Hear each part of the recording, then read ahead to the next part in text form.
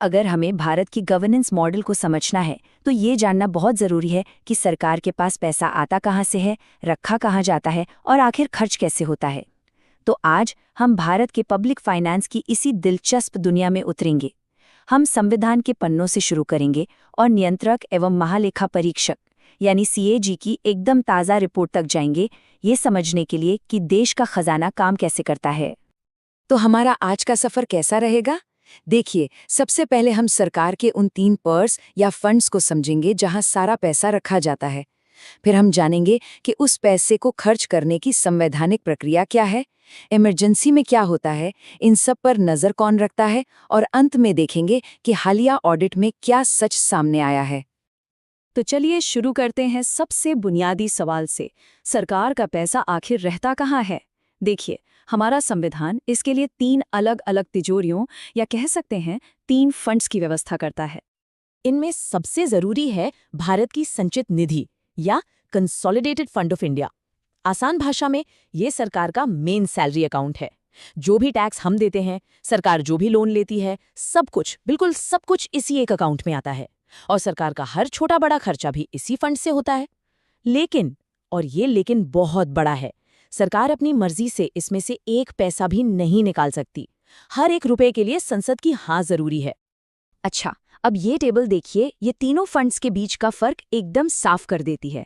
एक तो हो गई संचित निधि, दूसरा है लोक लेखा या पब्लिक अकाउंट। अब ये बड़ा दिलचस्प है।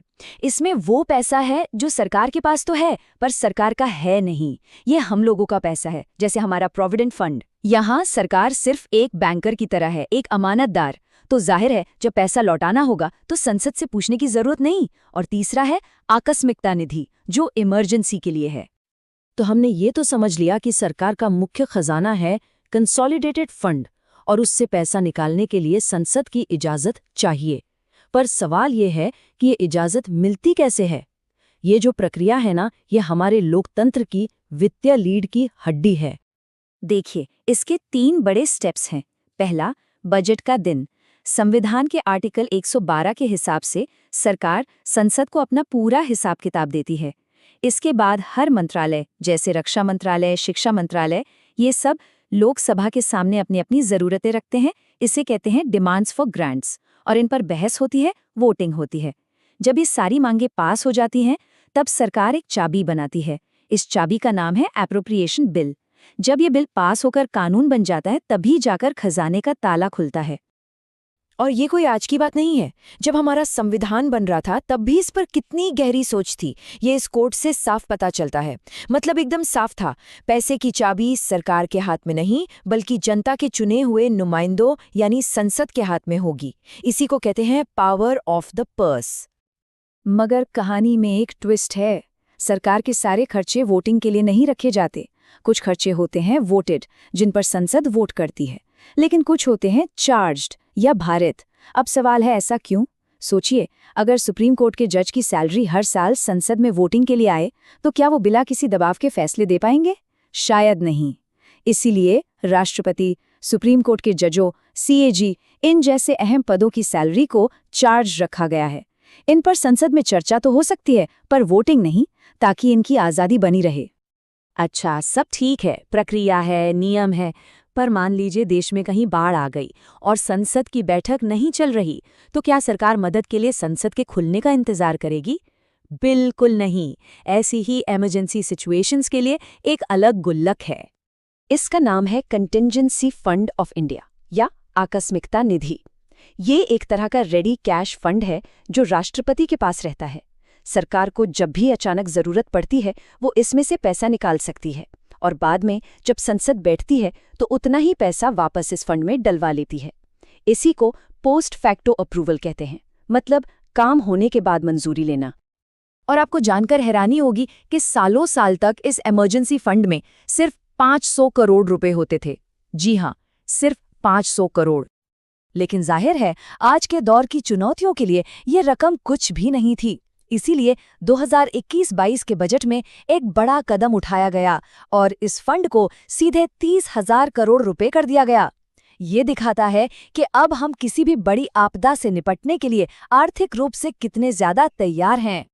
तो ठीक है, पैसा रखने के लिए फंड्स हैं, खर्च करने के लिए प्रक्रिया है, पर इस पूरे सिस्टम पर नजर कौन रखता है? कौन है वो जो ये चेक करता है कि जनता का पैसा सही जगह खर्च हो रहा है या नहीं? तो मिलिए देश के फाइनेंशियल वॉचडॉग से। ये हैं भारत के नियंत्रक एवं महालेखा परीक्षक यानी CAG। ये कोई सरकारी अधिकारी नहीं, बल्कि एक संवैधानिक अथॉरिटी है। मतलब इनकी शक्ति सीधे संविधान से आती है। इनका एक ही काम है, सरकार के हर एक खर्चे की जांच करना। ये संसद के आंख और कान की तरह काम करते हैं, ये पक्का करने के लिए कि सरकार ने जो भी खर्च किया वो नियमों के दायरे में था। और ये मत समझिएगा कि CAG का काम सिर्फ ये देखना है कि 2+2=4 हुआ या नहीं। नहीं, इनका काम इससे कहीं ज्यादा गहरा है। पहला है रेगुलैरिटी ऑडिट, मतलब क्या सारे नियम कानून माने गए। दूसरा है प्रोप्राइटी ऑडिट, मतलब क्या ये खर्च करना सही था, कहीं ये फिजूल खर्ची तो नहीं थी। और तीसरा सबसे जरूरी परफॉर्मेंस ऑडिट, मतलब जिस काम के लिए पैसा लिया गया था वो काम हुआ भी या नहीं, और हुआ तो कितना असरदार रहा।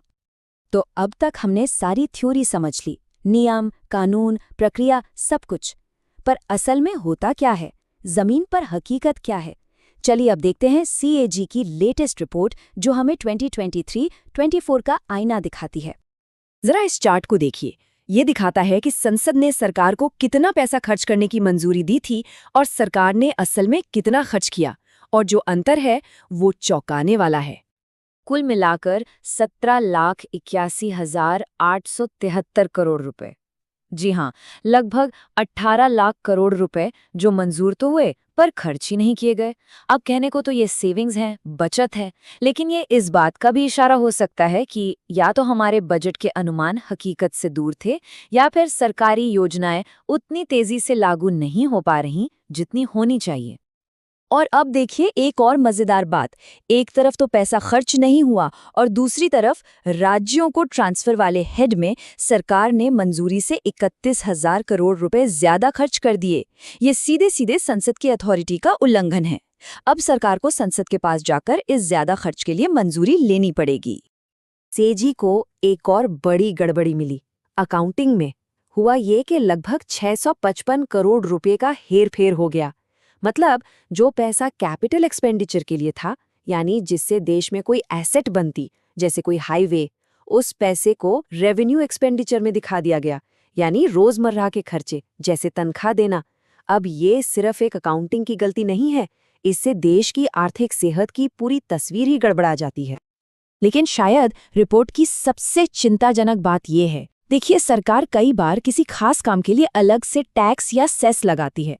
नियम ये है कि इस पैसे को एक अलग रिजर्व फंड में जाना चाहिए और सिर्फ उसी काम पर खर्च होना चाहिए। पर CAG ने पाया कि लगभग 3,70,000 करोड़ रुपए इस तरह के फंड्स में डाले ही नहीं गए। पैसा लोगों से वसूल तो ले लिया गया, पर वो अपनी सही मंजिल तक नहीं पहुंचा।